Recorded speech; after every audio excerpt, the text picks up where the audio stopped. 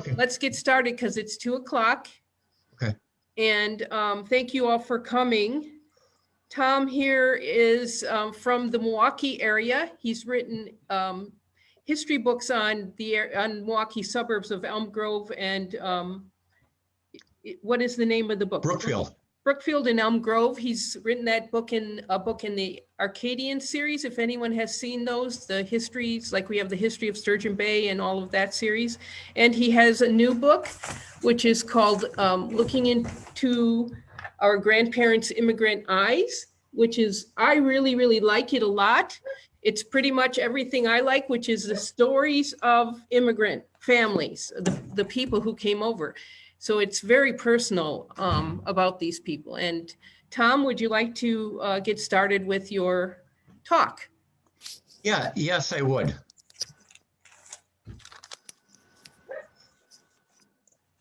And we do have this book in the library if anyone wants to come and check it out. If anybody has any questions as we go along, don't be afraid to interrupt. And I don't ask that implying that I know all the answers, because like everybody else in the world, I don't. Okay. Oh, I forgot to mention, Tom was a special education teacher in the Milwaukee Public Schools, right? Right. That's where you worked. So I just did an outline to kind of give you an idea of where I want to go with this. So when we are in the middle of it, you don't go, what's he talking about or where is he going? So I'm just going to kind of paraphrase what I have, where my PowerPoint is going. I'm going to start with a background of who I am, which Laura already gave you some information on. We're going to play a little game that you're going to know the answer to. I know you will. And then I'm going to talk about what created my interest in local history. And I'm going to then talk about early immigrants to our land. And so a lot of the slides are going to talk about immigrant groups that, for the most part, came into our town, which was Brookfield. But there was a variety of them. They came from Ireland, England, Bavaria, Württemberg, and Switzerland. So it's a good mix. And then we're going to do another interactive activity. And then I'm going to go to a second part that might be useful for you if you're involved either in local history or in genealogy, because I've heard from Laura that Door County is the center of the state for historians and genealogists. Is that true? Yes. Okay, so I'll move on from this. So you have to look at all this wording. This is my family. And this image was taken almost 20 years ago. I don't know if you guys you probably have all heard of Woody Guthrie. I can't believe this was 20 years ago, because he used to say that I have no idea what this thing called time is made up of. And if you look at all those little kids in the past 20 years, they've grown up and they started families of their own. And every year we attempt to have a family picnic. And since they have a family of their own, I have no clue who my great aunts and my great nieces and nephews are. So I rely on my wife. I said, which one is that? Which one is that? And maybe you guys have been in that position also. But this is our dad. He's passed away. And these are all my brothers and sisters. I have 9 of them and their children. One other thing I should mention before I go on to the next screen is that our family's been involved in historical reenacting for over 24 years. And if you've ever been to an event, many of the reenactors portray soldiers. World War II, World War I, Revolutionary War, which is fine. But my wife and I chose to talk about early Wisconsin farming practices.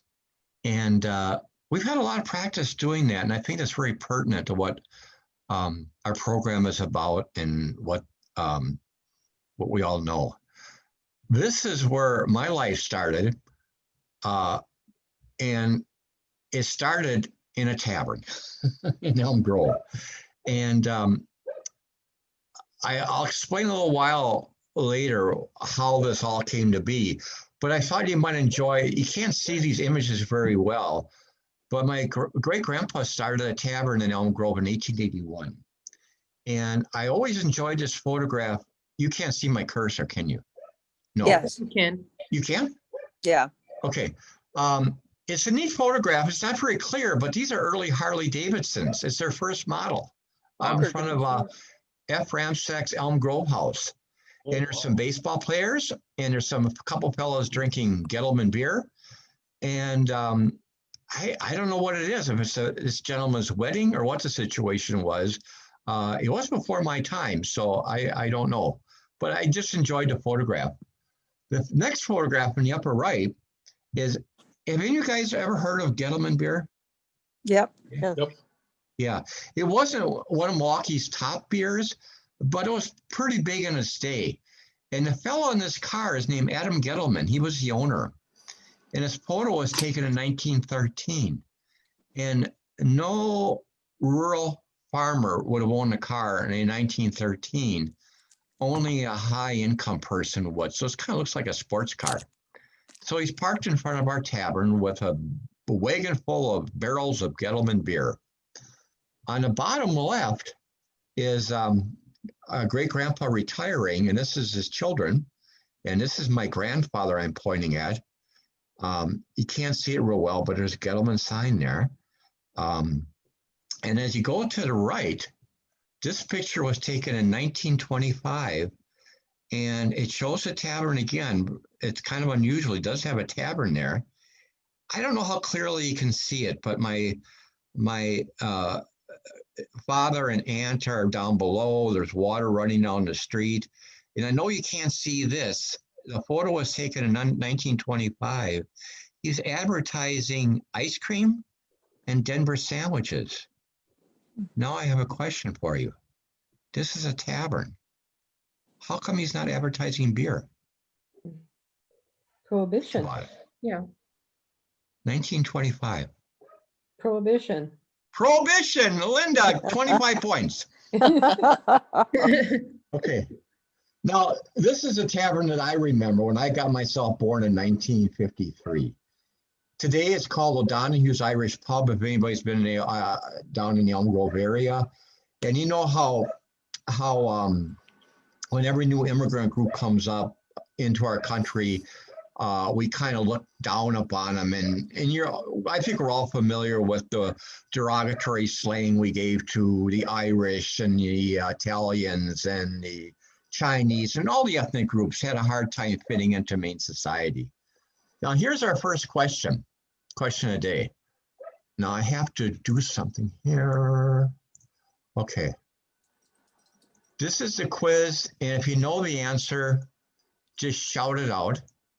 This is my mom, my little 7-year-old brother, and my brother Chuck. And this fellow's a politician. And I'm going to give you a series of clues, and you're going to get it, but it might take a minute. Who's that guy? And I'll start with the first clue. You can't see my cursor now, can you? Is it Glenn Davis that Yeah, you have? that's No, but have you heard of Glenn Davis? No. No. No, he was a representative from the Waukesha County area. Okay, second clue. He was a former governor of California. The picture was taken in 1952. Okay. In those days, politicians went to local taverns to do their politicking. So they didn't have big halls, so they went from tavern to tavern. Okay, next clue. He was appointed Chief Justice of the United States. Okay. He presided over the case of Brown versus Board of Education. Rehnquist? No, No. but now I want everybody's hands on your buzzer because I think you're going to know after this one. He was chairman of the commission in an investigation of the assassination of President Kennedy. Oh, yeah. His first name was Earl. Warren. Earl Warren. Earl Warren, all right. Okay. So,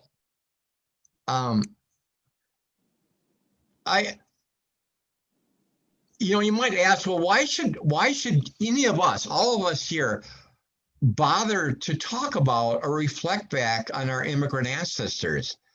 And I think it's important for us to go back and look at what they sacrificed so that we as descendants, whether we're first generation, second generation, third generation, whatever the case may be, they endured a lot when they came here. A variety of diseases, typhus. I got to look at my notes here. I'm hoping you can't see my cursor. Smallpox, typhus, tuberculosis. It's been estimated that as many as 1 person in 10 died of smallpox in the 19th century. They also had the heartbreak of a very high child mortality rate. These are some kind of negative stuff, and I don't want to prolong them too much. If you lived on a farm, you suffered through droughts, farm mortgages, the chinch bug. Does that ring a bug with do it ring a bell with anybody? They were little bugs that look like they weren't any bigger than bed bugs, but they would destroy an entire wheat crop in one season. It come through. There was also grasshopper plagues. Spousal abuse was big. And remember, there wasn't any media around to record or anything for a wife, for a wife to go to and say, you know, this isn't right. I've been abused.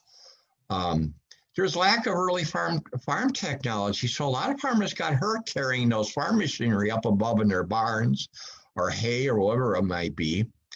And the way I think the worst thing of all was isolation. Lots of, particular the wise, suffered from isolation, and I'll show you on another screen why that may be so. Tom, can you maximize your screen so the slide is in the middle? Do you see where in the top right? Oh, you're only seeing part of it? Yeah. Okay.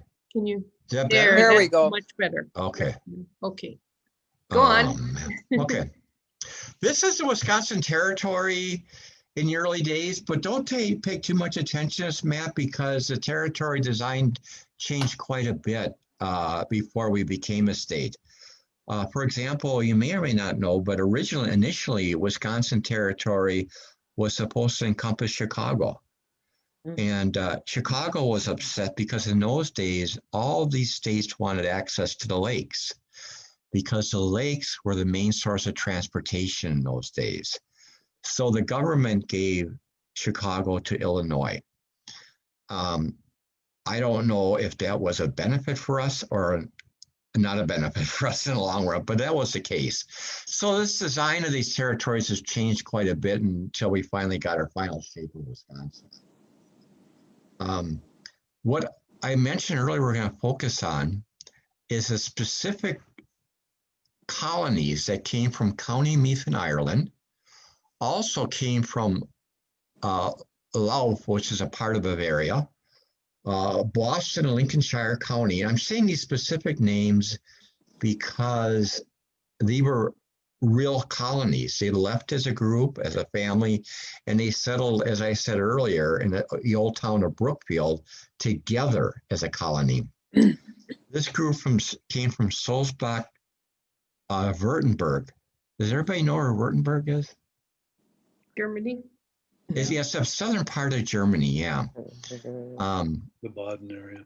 Also from Canton Thurgau, which is in the northern part of Switzerland, and Canton Zurich, which is another part of Germany, of Switzerland, I'm sorry.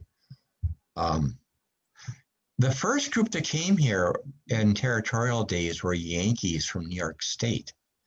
And as you look at this slide, they came from fields and fields of wheat. They grew wheat every season because wheat was a great income crop. They made good money in wheat. But in about 1837, they let go of their wheat and they traveled up through the lakes to the wooded country of Wisconsin. where they saw nothing but these variety of trees.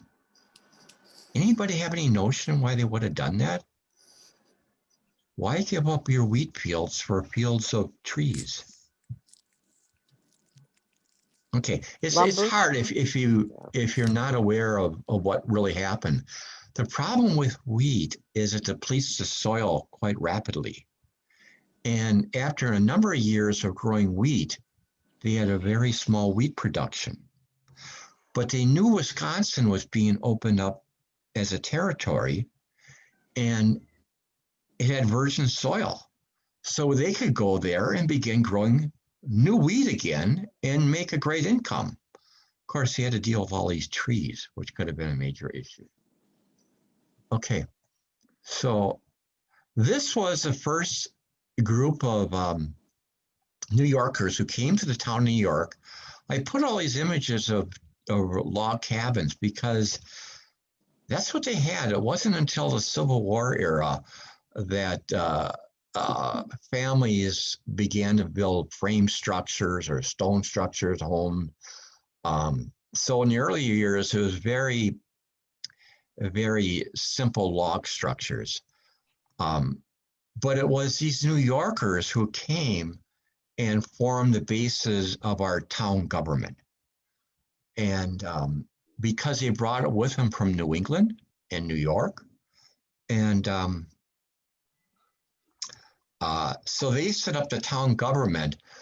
There was a lot of animosity, as you'll see later, between the predominant Yankee population and the new immigrants.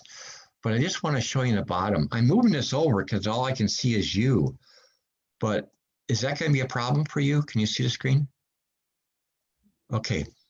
By 1870, the town government had an Irishman, an Englishman, a German, another Irishman, and a Swiss. So what that tells me is that they were able to gel into the major population. There wasn't animosity any longer. They were part of the community at large. So, okay, let's go on to the next one. So, I'm going to pick on Steve for a second. Steve, imagine you came from New York and you bought yourself 40 acres of land here in Wisconsin, and this is what you had to do. How would you feel about this? You had to cut down your trees. They used oxen in those earliest years because they were stronger. They would release them at night to graze and spend an hour to go and find them. Later on, they had a stump puller. Can you imagine pulling out stumps? Now you got 40 acres. I also put a photograph in the bottom left of a woman walking into her house in the snow. And the reason I put that image there was because we promoted Wisconsin to Europeans. And of course, when you promote or advertise, you don't tell them all the bad stuff. And European winters were considerably more mild than Wisconsin was. It could be 30 below or 40 below. But of course, we didn't tell them that when we advertised and they came. And if you see the stone boat, every year in your field, a new crop of stones would push up through the surface. Well, you had to remove them because you couldn't run a plow, you couldn't run a thresher through a stone sticking up in the ground. So these were called stone boats, and they were pulled by oxen. But you had to manually go in, maybe with a tool or a shovel, to pull these stones sticking up out of the ground and put them on the stone boat and move them to the edge of your field where you held a stone wall. Okay? And then you would come in with a group of farmers who would use a cradle and a scythe to cut your grain and stack it up. Okay. So Steve, how would you feel about doing that kind of work in the 1830s? Well, that's an interesting question, because on my wife's side of the family, I've done some research. Her family came, kind of a combination of England, Ireland, we think, and France. And during some of the Indian wars that were going on out east, the French were doing a pretty good job of coming up down the St. Lawrence Seaway and living amongst the natives up in that area. And they might, and there's a book that was written by a bunch of professors from the Native American perspective that I found. It's something about the empire. And if I can come up with the name of it here, I'll put it out there for you. How they brought in a lot of farming people, agricultural people from that area, because they had to grow enough food for all of the fur traders that were migrating down the St. Lawrence Seaway.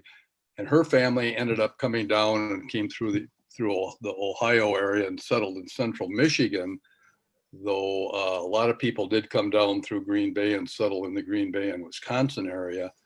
And they were farmers, and that was what they wanted to do. So they knew the hard work, from what I understood from reading some of this stuff, but I think it was a little more harsh than they had anticipated. But Michigan was offering money for people to come in, and they would give them between 40 and 160 acres of land and $500 if they would stay for 5 years and make a go of it as a farm, because they needed food. And that was the big thing with the agriculture. Well, it was different here in Wisconsin. You had to pay big time going 40 acres. Right, but supposedly they did that in Wisconsin, from what but not to the degree they did in Michigan.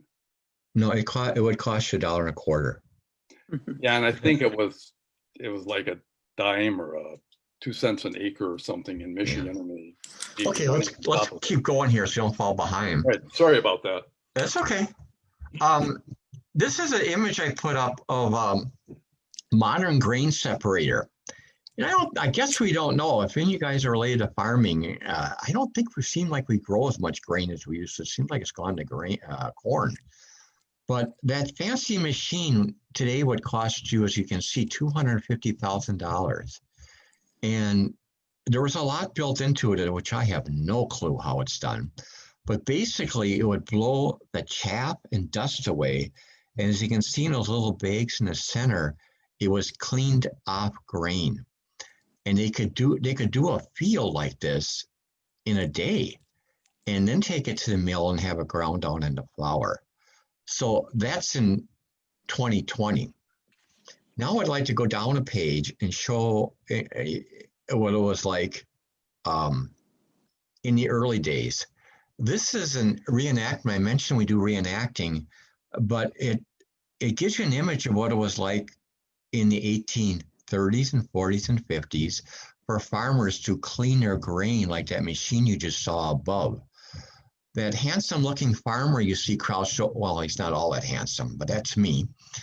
And this was at an event in Platteville, Wisconsin, the southwestern part of the state, which we really enjoy. And the tool I'm using, you may have heard of, is called a flail. And the idea is it has a swivel end, and you would put your grain on the center, and it would actually break off the kernels, the seed heads, from the rest of the stalk. And if you look at these young ladies down below, when I'm done beating out the grain heads, they're going in and taking all those stalks and tossing them to the side. So now we have kernels on this. We use a canvas. These are fourth graders who study Wisconsin history, so it's very pertinent. And the activity we developed is not only fun, but it's educational for them. So what you see are the kernels on this canvas, and we stretch it out. And the kids on the next scene, we count to 3, and they toss it up in the air. Why? Well, let me give you an idea. The idea was that by pushing it up in the air, if there's a cross breeze, it would blow the chaff and dust away. And what would land back on the canvas was hopefully clean grain. Because you could not take your grain to the mill if it was if it had chaff or dust on it. They wouldn't grind it for you. And what you see these young students doing here, I can't afford a full bore mill. So our mill was made of a rock and a dish. And the young lady is grinding down the kernels. And what will happen then is you'll see these white, it looks like dust. And that is the flour that you would then take to process into whatever you wanted, food particles or whatever the case may be. Anyways, I really enjoy doing this with the kids, the young people, and it's a great learning experience. But on reality, a farmer could spend an entire winter cleaning their grain. And in earlier days, they had what they called a winnowing barn. A winnowing barn had doors on both ends of the barn. And the function for that was that it would be able to create a cross breeze. And the cross breeze, the farmer would use this big wooden tray to toss the grain up in the air. And the intent would be the cross breeze in the barn would blow the chaff and grain away. Does that make sense? Mm-hmm. Sounds like a lot of work. Well, yeah, it was. I said they spend their whole winter doing that. So in the early days, man, hard work, difficult work. Okay. I do a whole thing on Native Americans because I think that it would be remiss not to, because they were very much of a part of our adaptation to this new culture because they had been here for so many years. But I only have one slide with them today. But what they showed us Europeans when they came here, because you already knew, this in this dish is white willow bark. And white willow bark is the basis for what we call aspirin today. And they showed the Europeans, the white Europeans, that you could use this. Is this going to annoy if I slide this over? Because it gets in the way of the image, for me anyways. Calendula, which is marigold, you can use it for bee stings or wasp stings. You could put it on, I can't think of the word, but you'd put it on with a piece of cloth and it would relieve the pain somewhat. Down below is chamomile, which is a flower, and it was used for a lot of ailments: hay fever, inflammation, muscle spasm, insomnia, ulcers, rheumatism, and other kinds of wounds. So a lot of things that occur in nature, early cultures knew how to use them to their advantage. On the right is ginger, and that's an herb that was chewed to help relieve an upset stomach. And my wife is more knowledgeable about this than I do, but we set up all these medicinal jars, and we have more of a candy flavored ginger we put in a jar because the kids like the sense of that. But one quick story, I had a young man come up to me one day and he was in great pain. His stomach hurt him and he didn't know what it was. So I opened my ginger jar and I said, here, take a couple of these. And he took them and chewed them. And he came back about 20 minutes later and he said, oh, thanks, Tom. I feel so much better. But a month later, I ran into him again and he said, you know what? I had a gallbladder attack. They removed my gallbladder. But at least my ginger helped him for 20 minutes or so. So now I'm going to go, I talked about the Eastern, most specifically the New Yorkers, but of course there were others that came from other Eastern states. But the largest of them were the New Yorkers. But now I'd like to focus a little bit more on the Europeans who came to Wisconsin. And by the way, if I get to talking too much on one thing, don't be afraid to tell me to move on. If I'm not saying enough, you can say, talk more, but I don't think I'll hear that. But part of our issue is that in 2020, there are 80 million people in our world who are refugees. And there's a difference between immigrants and refugees. Immigrants, by definition, are people who want to move to a new location, a new country for a better quality of life. Refugees are people who, if they don't leave their country, there's a good chance they will either starve to death or be killed by whatever group is running in charge of that country right now. So a moral issue for us today specifically, but in the past also, and in Europe, you know, that's a big issue. What do we do with refugees? Because if we allow refugees to come in, they can often take off jobs. People create animosity about that. But I don't want to go into a lot of detail with that because that gets into politics. And my wife said she will hurt me if I talk politics. So this is an account of the first immigrants. In this case, they came to Milwaukee. And one thing I want to point out is that in the 1830s and 40s, our highways were the waterways. Our highways were the waterways. There were no roads that ran from, say, Columbus, Ohio to Milwaukee, or even there was a path from Chicago to Milwaukee, but you couldn't cross the country on a road. They didn't exist. So they took steamships, and of course you're probably all familiar with the Erie Canal and that kind of thing. Boy, I wish I could slide this over. Maybe if I bring it up, because I have a story I want to tell, but it's in my notes. Let me see if this will work. Dang it. Can we, Laura, can we split the screen? I don't know how to do that, no. Oh, no. Okay. So now you're seeing my notes. And okay, now you're just seeing part of the PowerPoint. Yeah, just a little sliver of it. Okay, let me try moving it this way. Because I was told by my son that we could split the screen and I could read my accounts because I wrote a lot down. Let me just try something real quick.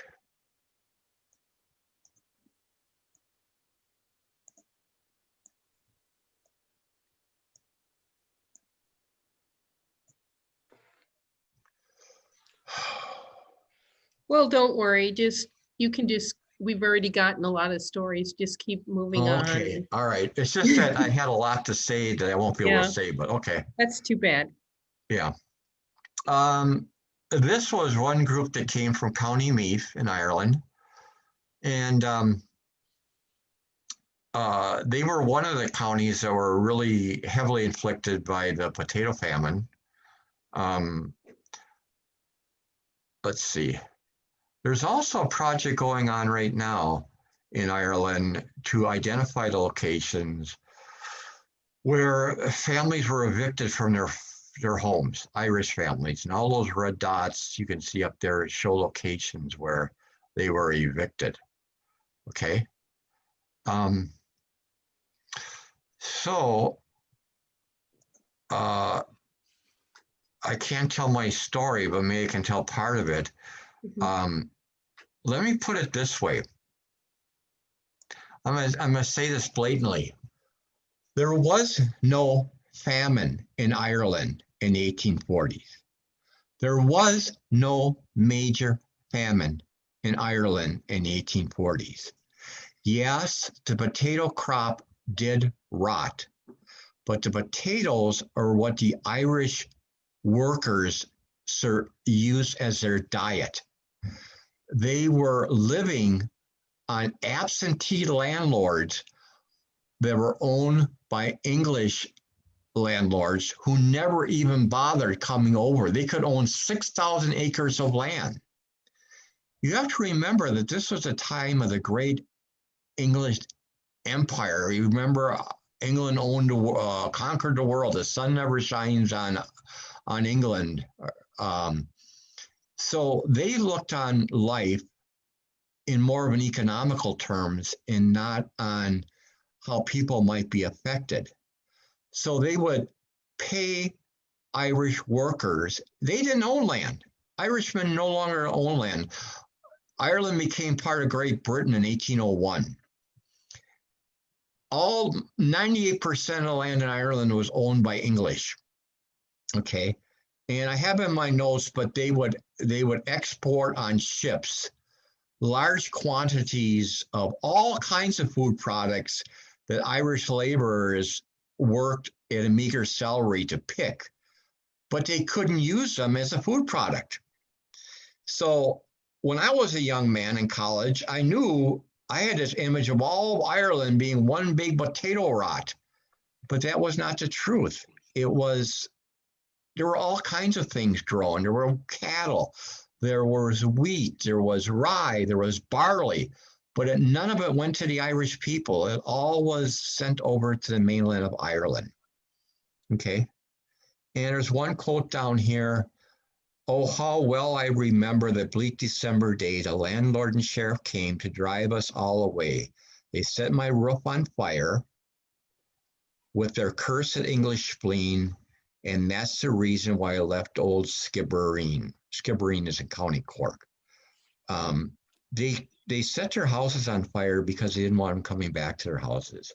So what the Irish people basically did was wander off onto the roads, and many of them just died along the countryside because there wasn't enough food for them to eat. So that's new information for me about what was happening in Ireland at that time. Okay. Oh man, I have a wonderful story, but I can't tell it because I don't have my notes. But it's a wonderful story of hope for mankind. During the worst year of the Irish potato famine, which was in 1847, the Choctaw tribe, who was then in Oklahoma, you remember the Trail of Tears, they sent to Ireland $147 because they knew of their distress. Now you're going to say, okay, $147, what's that going to mean? But $147 for the Choctaw people was a stress on their income. And Ireland was so moved by this gesture on the part of an American Native tribe that they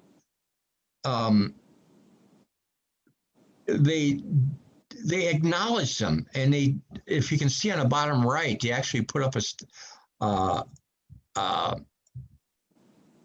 a monument to them. So they develop a kinship, and they refer to themselves as kindred spirits, because if you look at it, the Native Americans, at least those 5 tribes that were sent to Oklahoma, were abused by a larger power. And the Irish, who were subject to the Great Famine, were abused by a greater power. So they were kindred spirits in a way. But they found healing. And the way they found healing was in, first of all, the Irish came over in the 90s, and not all of them, but a group, and he literally walked a Trail of Tears that the Choctaw and other Native tribes in Southeastern Wisconsin or Southeastern U.S. had to walk, and many died en route. The Choctaw went over, and they have an annual event where they kind of go to a community where they beg for food. And they do this as a recognition of the people who suffered during the Great Famine. But the healing they found was in combining together and raising money to send to Africa. I think in the last year they raised $270,000. Now these are not just the Choctaw, but the Native tribes of Southeastern U.S., and the Irish. And if you imagine our human psyche, this empowered them. They were no longer victims now. They didn't have to carry anger. They didn't have to carry victimization. They were helping others. And you know how it is if you help somebody else, what that means. It means that you're a humanitarian. You're more than just a victim. And that's what they found in this process. Okay. These are the Irish immigrants that came to Brookfield Township, and they came as a colony. See my little chinch bugs down here? Can you see them, little guys? I know they don't look like much, but they destroyed entire wheat crops throughout Wisconsin. Oops. So it was not every year, but once or twice in a decade, there was a chinch bug epidemic. Also, the immigrant groups tend to bind together in the earliest years. The worst thing you could be in a predominantly Protestant country, dominated country in the 1840s was a Catholic. And worse than being a Catholic was being an Irish Catholic. And if you look through our history, every new group that came, every new religious group that came, and you can probably think of current religious or ethnic groups that come that we don't feel comfortable with. And so the Irish Catholics and the German Catholics were put down. There was actually kind of almost a paranoid fear that the church in Rome was going to come over and take over our country as an empire unto themselves. So you can see to what degree this animosity and literally hatred towards this particular Irish group had become. You've probably all seen Gangs of New York. It probably came out 20 years ago. Remember, do you guys see that movie? No? Yes? Yeah? Gangs of New York? No? Okay. No. Anyways, it portrayed how the Irish were treated in New York City in those early years. Now, once the Irish got here and the immigrants got here, it wasn't all joy. They didn't meet them with a cup of coffee and donuts. They had to start at the bottom of the ladder. And this is a cartoon that was done in the 1850s by an organization called the Know Nothings. And Know Nothings were people who didn't talk about their secret meetings. And this whiskey barrel portrayed an Irishman drinking whiskey, and this chubby guy portrays all of us Germans who drank beer. Well, I'm not quite as big as that guy, but when I was younger, I drank beer. But the cartoon suggested they were stealing the ballot box by their Catholic vote. In the 1850s, Wisconsin's first railroad was built, and it was all Irishmen. And the thing that stood out for me is that they were just names on a piece of paper. There was no rapport between the people who had the contracts to build the railroad and these laborers. They were looked down on. Some people said they were almost sitting next to an Irishman would be kind of similar to looking down at a black man at the worst time of slavery in our country. They were looked down as a lower class. The canals also were built by Irish. The famous Erie Canal, again, no personal connection. They were just laborers. Sometimes they dynamited rocks to land on the Irishman's home or on their head. Didn't matter to the builders or contractors too much, but that was the case. This image down below is a later period, and it shows the 1880s. There was a Bayview Mill, and you probably, maybe most of you aren't familiar with it, but they went on strike, and the Army sent militia, and about 4 people were killed. But this was an era when we were fighting for labor union rights, and eventually we got them. But a lot of immigrants had to sacrifice in order for us to attain those rights. Think of women's rights. the women's right to vote, the sacrifices that were made. Bloody Monday was an event that occurred in Louisville, Kentucky. And it says attacks on German immigrants east of downtown and Irish on the west caused at least 22 deaths, arson and looting. The Catholic Cathedral of the Assumption of St. Martin's was threatened with destruction. So it just kind of really kind of expands on the animosity. Also, the immigrants from Pennsylvania, Wisconsin, Illinois worked in the mines. But they did this with the hope that their children might have a better life, that they hopefully would be able to, as Steve mentioned earlier, their family built a farm, owned a farm. Well, that could be passed on to the next generation and the next generation. And each generation that came along would be able to build on what the first generation had and have a higher quality of life, a higher income. It wasn't like in Europe where they were a peasant class and they literally could not own land. What a wonderful thing it must have been to own your own property, and despite all the hardships that were part of it. Okay, I talked about the No Nothing Party. I don't know that we need to expound on that anymore. However, the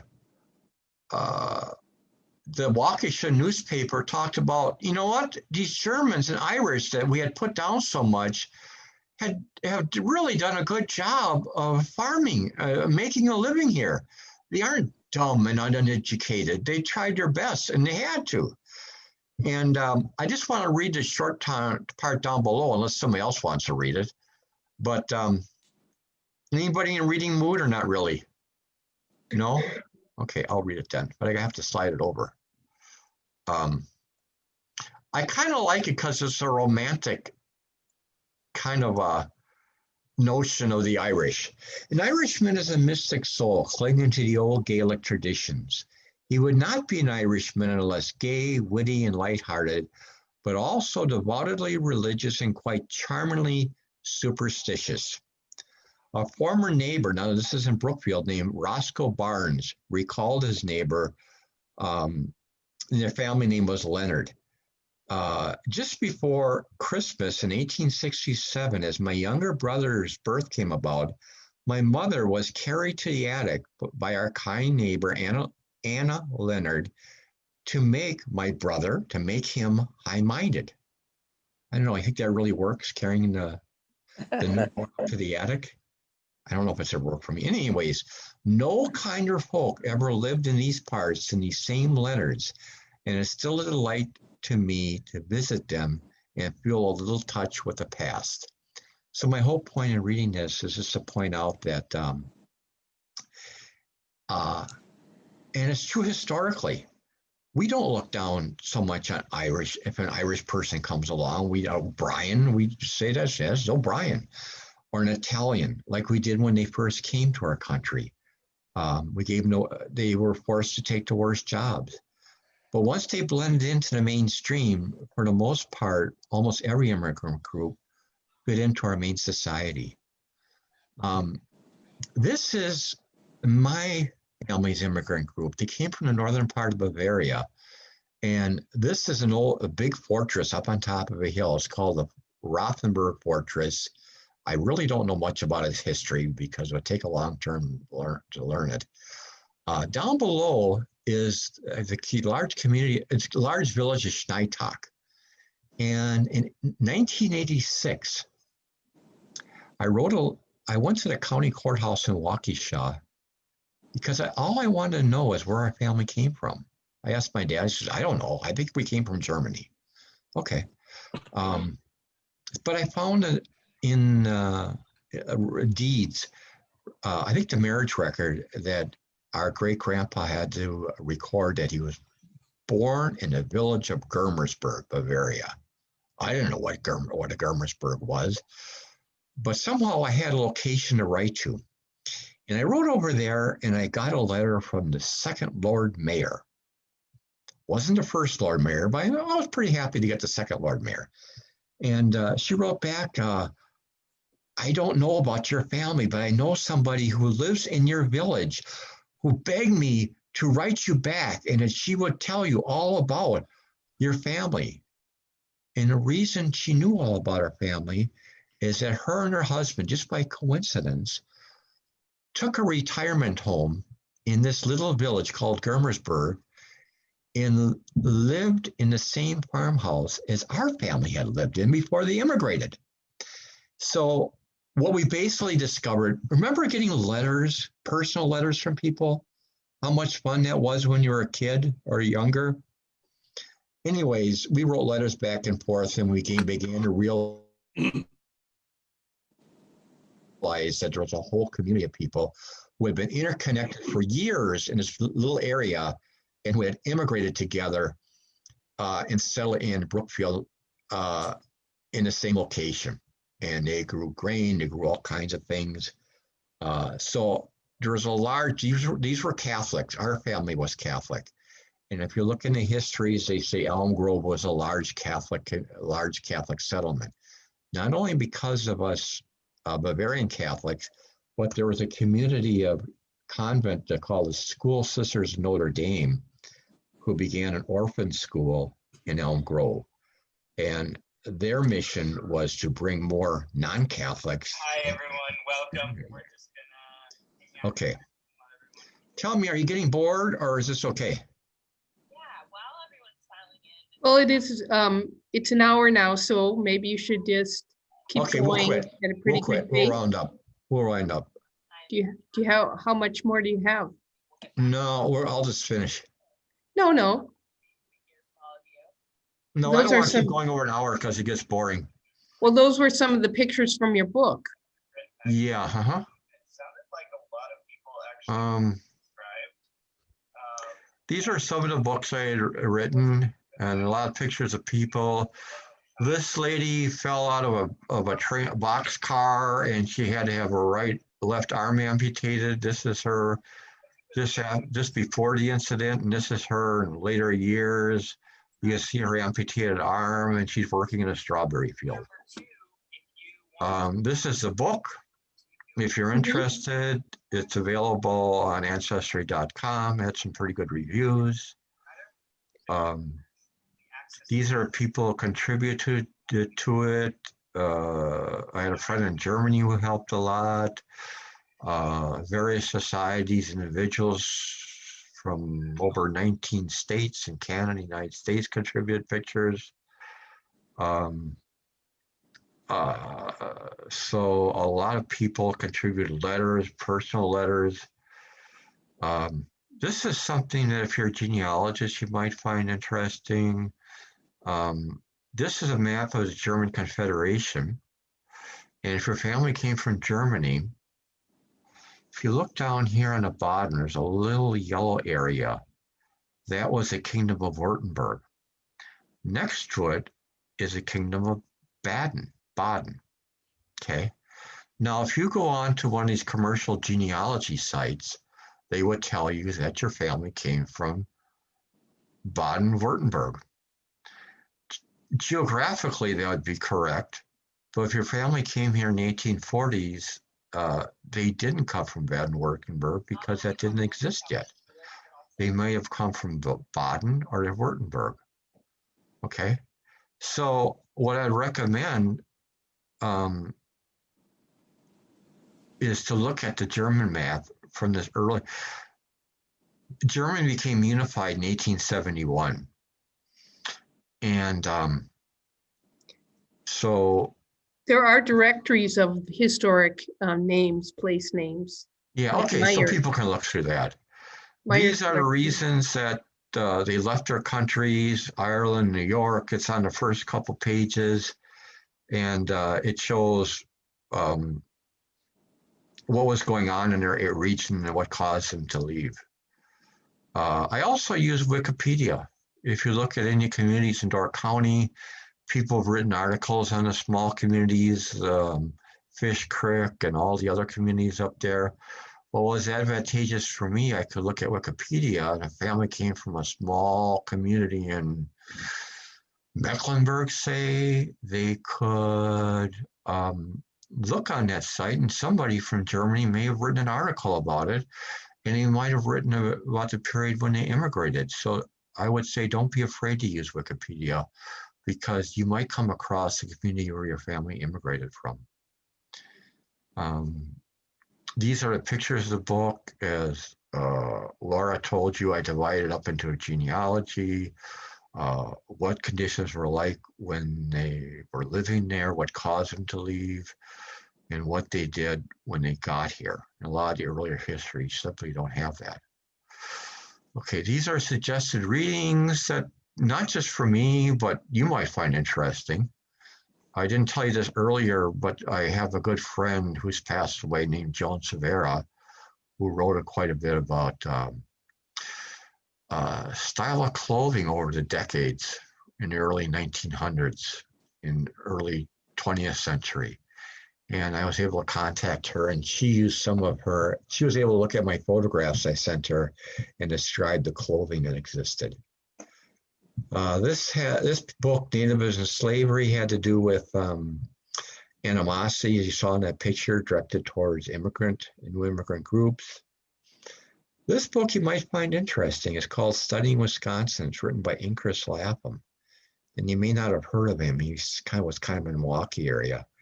But he studied native cultures. He was considered the father of meteorology in our country. He was the first one in our country to bring to people's consciousness the importance of preserving our environment. Now, this is in the 1830s and 40s, because we were cutting so many of the native trees up in the northern part of the state. I do believe we have that book here. Okay, it's a good book if you ever had come across it. Foreign and Female is a book on, our history doesn't really cover much about women in our history. And this is probably not a very popular book on bookshelves, but it talks about how they dealt with being in our society when they didn't have a lot of rights. The man owned the property in most cases, unless they should pass away. They didn't have the right to vote till later years. And there's also, as I mentioned earlier, a high mortality rate for newborns. A mother could lose 5 straight births in a row. And imagine what that would do to your morale. Just horrible. So it's been estimated in some communities that up to 40% of newborns would not make it to the age of 10. This book here you might find interesting. It's called News from the Land of Freedom. And it's what I try to do in the book. I used a lot of letters from immigrants who came to Wisconsin, but this book is related to all the immigrants that came. There are first person letters, but from all over the country. But Mary and I use them because we talk about some of the Germans, and we use those letters to describe their letters back home to Europe. Okay, and these are some of the photos. I think they're very outstanding. So these are the people from all over the country who donated these photographs. I always say you can tell a lot by looking at a person's face, their expression, their mood, how they're feeling. This fellow served in the Bavarian army. His uncle pleaded with him to come to New Berlin because he had no one to work his farm. This lady is Irish, and she just looks Irish for me. She was part of her family left because of the famine, and they settled in Waukesha County also. This fellow is named Faulkner. He became a photographer in Waukesha. This fellow had an interesting story. He was deaf, and he used the term mutinet in those days. And he and his 3 siblings suffer from the same disabilities. And they went to the School of the Deaf in Delafield, Wisconsin. but he was quite independent. He went out to Kansas and farmed all by himself on his own farm. And he died one year in a blizzard, a Kansas blizzard, and they found him in a farm field, frozen to death. But the story was that he was not going to let his disabilities destroy his becoming running an independent life and living his own life.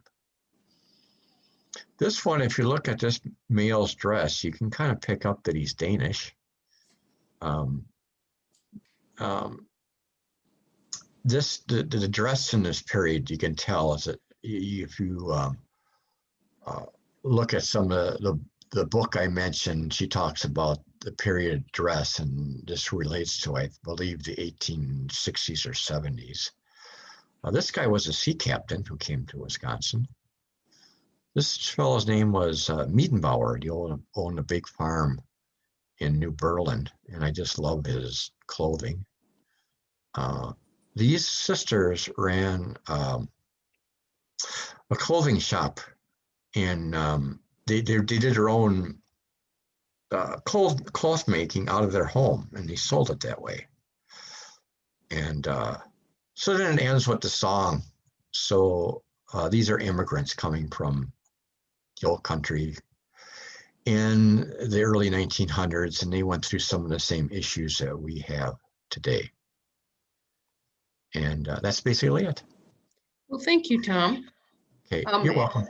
I think the book has an awful lot of research in it, and it's really worth checking out. And I have it checked out right now, but I'll be returning it soon, and so someone else can check it out. Okay, thank you so much, you guys. Thank you. Thank you. Okay, bye-bye. Thank you. Bye. Bye now. Old Ellis Island was swarming like a scene from a costume ball, decked out in the colors of Europe, on fire with the hope of it all. They were standing in line just like cattle. They were pushed and sorted and shoved. Some were one desk away from sweet freedom. Some were torn from someone they loved.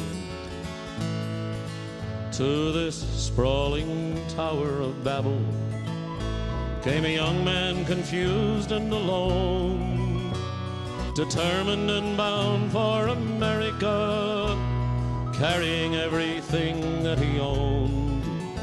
My father's own father stood huddled with the tired and the hungry and scared, a turn of the century pilgrim in love with the dream that they shared. Sometimes when I look in my grandfather's emigrant eyes, I see that day reflected. I can't hold my feelings inside. I see starting with nothing and working hard all of his life. So don't take it for granted, say grandfather's emigrant eyes. Now he rocks and he stares out the window, but his eyes are still just as clear as the day he sailed into the harbor to land on the island of tears.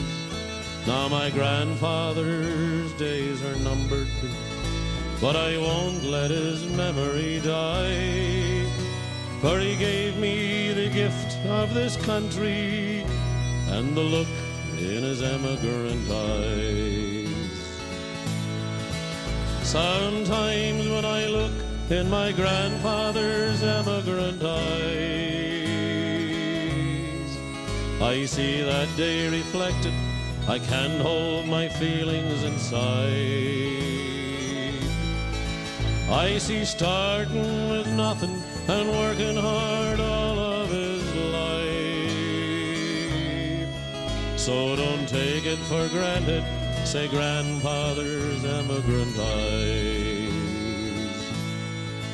Now I gaze with pride at my children, and I marvel how quickly they've grown. Born and raised in America, it's the only home they've ever known. Now they never knew their great-granddad, or that he was determined and wise.